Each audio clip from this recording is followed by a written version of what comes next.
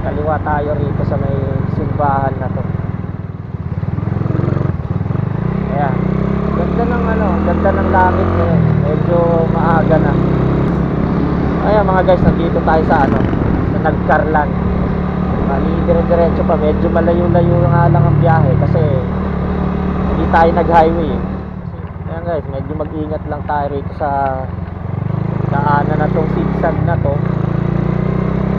Papunta tayo bali ng Liliw. Ayan, ganda rito. Ayan mga guys, andito na tayo sa Liliw. Ayan, medyo ahon dito, ingat-ingat lang. Zigzag. Ayan, kanan tayo dito kasi one way doon. So dito tayo kakanan. Tapos dire-diretso lang tayo. Tapos may lilikuan daw tayong kaliwa dito. Ayan. Ayan mga guys, kaliwa tayo rito. Opya. Ayan mga guys, andito na tayo sa I Love Mahayhay. Ganda rito oh. Dami nag-e-exercise dito. Ang sisipag ng tao rito mag-exercise. Ayan guys, ang daming elbow rito. Ayan, elbow. Pero ang ganda rito sa lugar na to. Ang lamig, tsaka presko. Ang ganda pagka nakarating kayo rito. Oo, ganda oh, ito mo oh. Yan oh. Oh. Tsaka ang tahimik. Ay mga guys, ang ganda oh.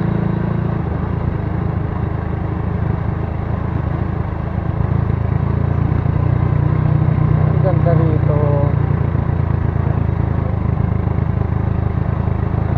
Ayan. Grabe itong ako na to, taas.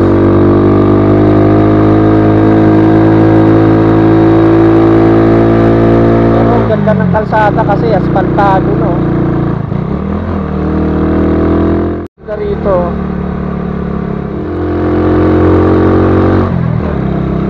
Nasa barangay Pilit na tayo. Pilit niya.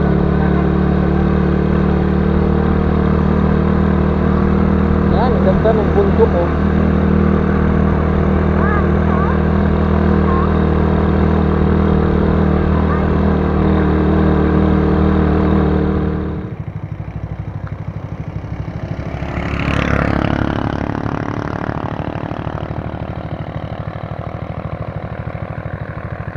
Ganda rito.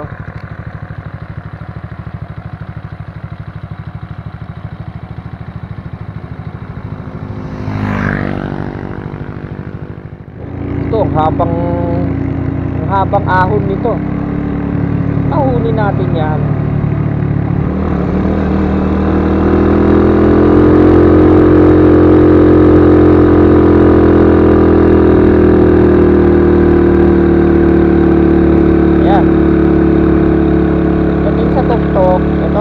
Ang ganda.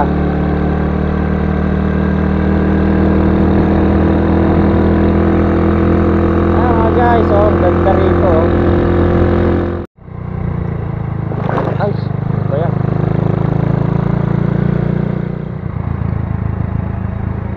Ayun mga guys, nakalusot tayo sa sa checkpoint ng Lukban. Hindi naman tayo sinitaro. Guys, tignan nyo, ganda rito.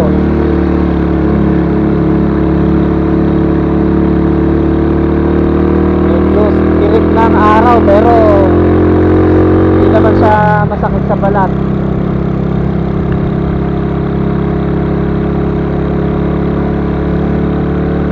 Saka nag-e-enjoy naman sa biyahe kasi ang ganda ng lugar dito. Papunta na ng Tayabas. Ayan mga guys, dito tayo naman sa may Tayabas town proper. Ngayon ayan mga guys, kakaliwa tayo rito. Ayan. Tapos dire-diretso lang tayo papuntang Pagbilao. So yun. Ayan mga guys, diretso tayo. Medyo ginagawa lang yung kalsada rito, kaya antay-antay lang ng konti. Ay, ito din. Ayan mga guys. Okay, andito na tayo sa highway. Kanan. Nakakasawa na sa diversion eh. Kaya dito naman tayo. Dito tayo ngayon sa Atimonan. Kaya nga eh.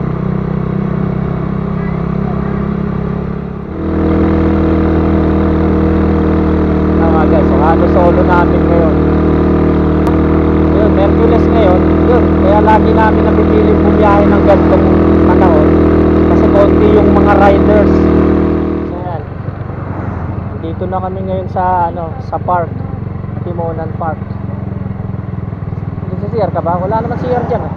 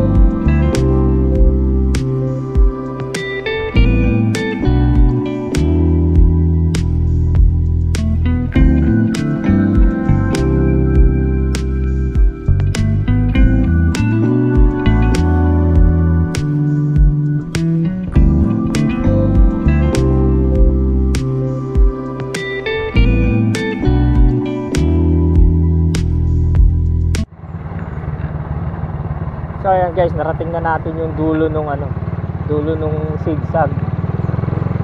Ayan na tayo.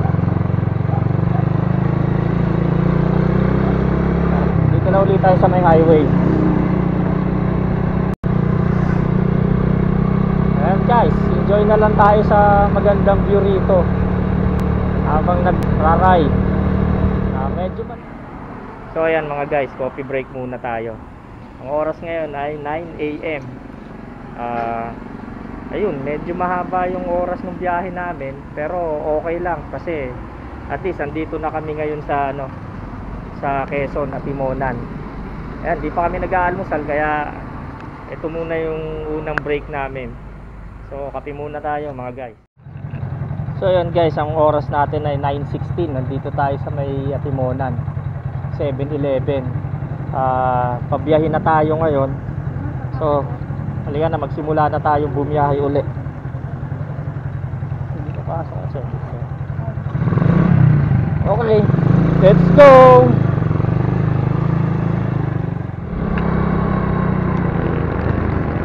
Ayan mga guys, papunta na tayo ng Gumaka. So ayan mga guys, last time nandito tayo nun. Ayan.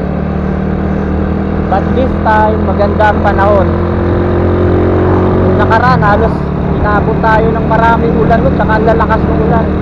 Buti ngayon, na tempo, mukhang talagang pumapanig sa atin ang ngayon, panahon ngayon.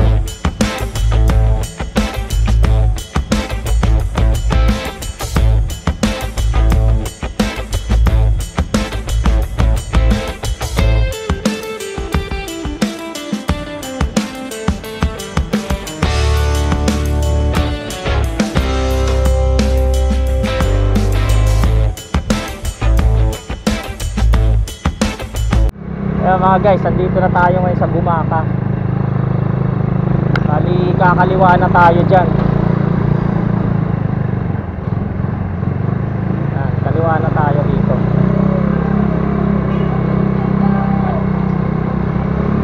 Okay.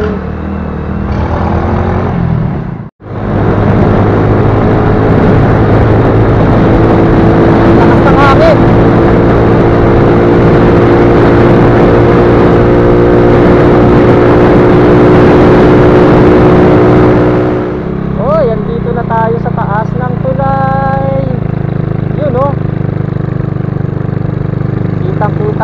kabuuan ng ano, dagat. Dagat ba yan? Yan. Tuloy-tuloy lang ang biyahe natin mga guys. Medyo ang init ng panahon, pero at least okay lang, hindi umulan. Kakanan na tayo nito, papunta na tayo ng diversion. Ito kagandahan kapag bumibiyahe ka ng ano eh, bumibiyahe ka ng mga weekdays, kasi konti lang yung nabiyahe. Kakanan na tayo dyan. Guys, andito na tayo ngayon sa Calawag. Ayan, dito pa rin tayo, pero enjoy the ride. Yun ang kailangan natin gawin. So ayan guys, medyo nagkaroon kami ng konting aberya. Eto, lumubo yung baterya namin. Ayan, ewan kung bakit. Ayan. Kaya ang problema namin ngayon, palyado kami ngayon, di tumatakbo. So tingnan na lang natin kung ano magagawang paraan. Kukunin ni kuya? Oo. Sayang, malapit-lapit na kami.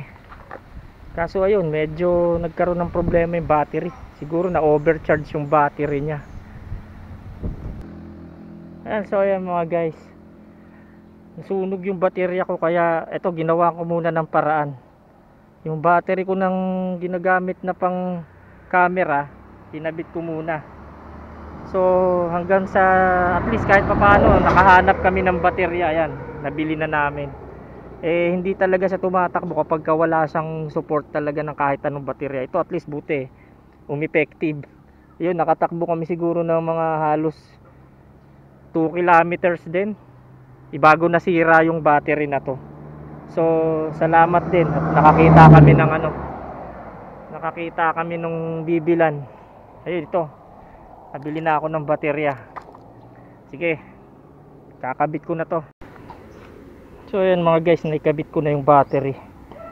Sana okay na, sana tuloy-tuloy na uli yung biyahe namin.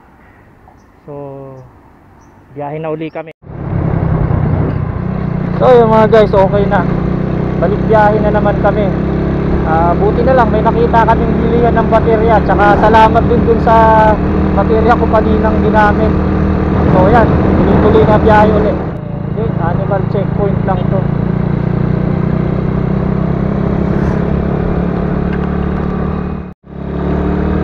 Ayun mga guys, andito na tayo sa may Bicolandia. Veteran lang.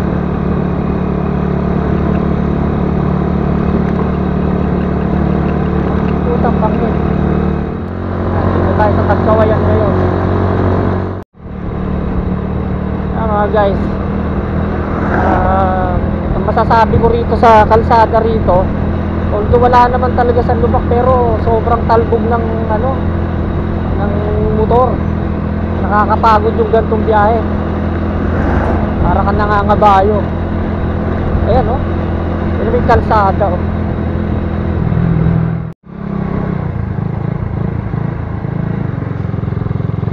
Meron.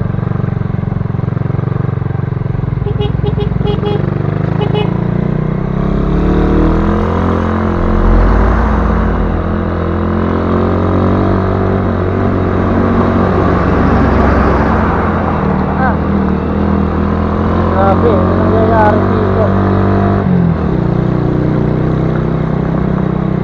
Pucha, nasa rough road na tayo. Ba yan?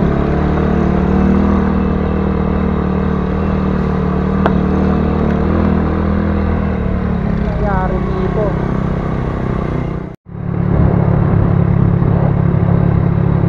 Oh, yun. Layo pa na Sikokot. Tapos napakatagtag ng kalsada. Grabe.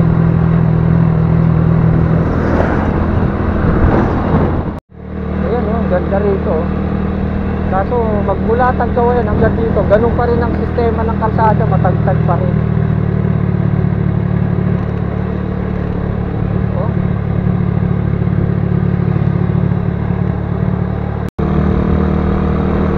Medyo medyo makulimlim.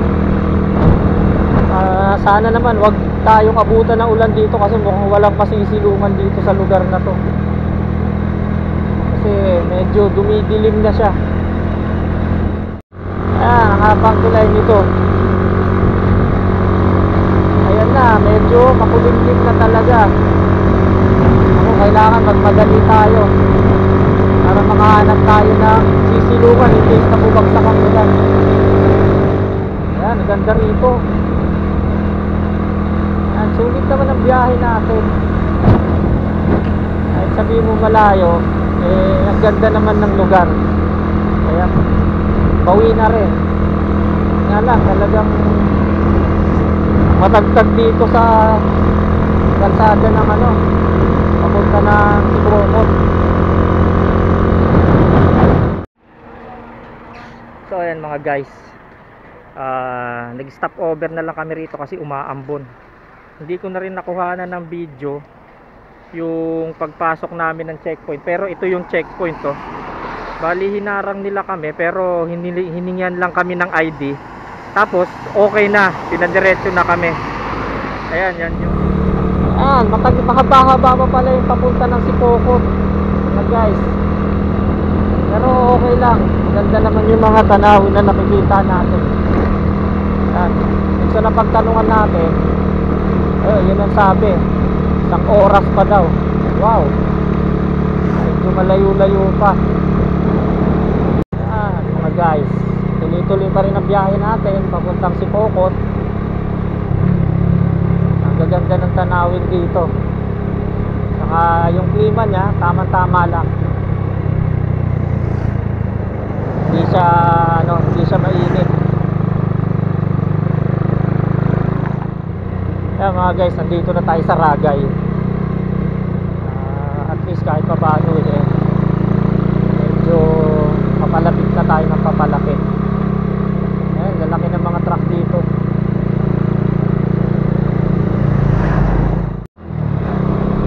Ayan guys, nagpas na tayo ng Ragay. Dire-diretso pa rin tayo papunta ng Sibocot. Kanina medyo maambon, ngayon nawala na naman. Bago-bago rin ang klima. So ayan guys, nagpahinga muna kami dito. Medyo nagmimerienda muna kami rito ng bibingka, yung binili namin kanina. Ayan, ganda rito ano pa siya, preskong presko yung lugar. Hindi ko alam kung anong lugar to, basta nagpahinga lang kami para makapagpahinga rin yung motor. Tapos na magpahinga, merienda ng konti, okay na, biyahe ulit. Uy,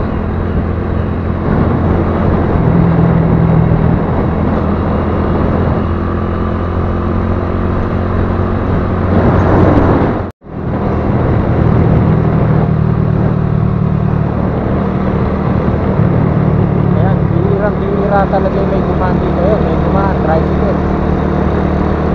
May motor, at least kahit pa paano may nakita tayo.